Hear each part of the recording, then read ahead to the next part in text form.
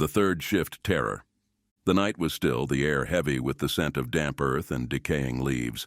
A lone convenience store stood sentinel at the edge of town, its fluorescent lights casting an eerie glow onto the deserted streets.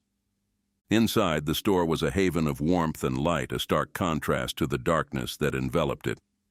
The shelves were stocked with an assortment of snacks, drinks, and household items, and the aisles were empty save for a few lingering customers.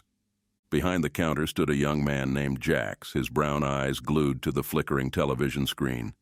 The graveyard shift was always the slowest, and Jax was used to the long, monotonous hours. But tonight was different. There was an unsettling feeling in the air, a sense of unease that Jax couldn't shake. As the clock ticked past midnight, the store grew eerily quiet. The last customer had left hours ago, and Jax was alone, save for the humming of the refrigerator and the occasional chirp of the cash register. Suddenly the lights flickered and died, plunging the store into darkness. Jax jumped up, his heart pounding in his chest. He fumbled for the flashlight in his drawer, its beam cutting through the darkness like a knife. As Jax's eyes adjusted to the dim light, he noticed something strange.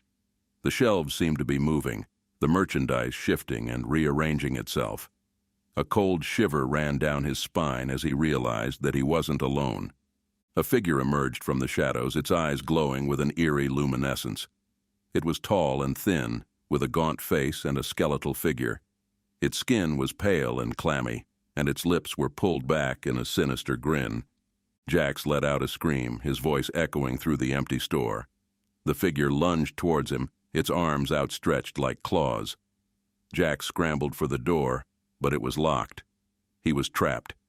The figure closed in on him, its breath rasping in Jax's ears. Jax could smell the stench of decay coming from it, a smell that made his stomach churn. Jax closed his eyes, waiting for the inevitable, but the blow never came. Instead, he heard a loud crash and a guttural roar. Jax opened his eyes to see the figure lying on the floor, its body impaled on a broken shelf. Blood was pooling around it, staining the tiles a dark crimson. Jax stood there in shock, his breath catching in his throat. He had never seen anything like it. The lights flickered back on, casting a harsh glare on the scene before him. Jax stumbled back, his legs weak and trembling.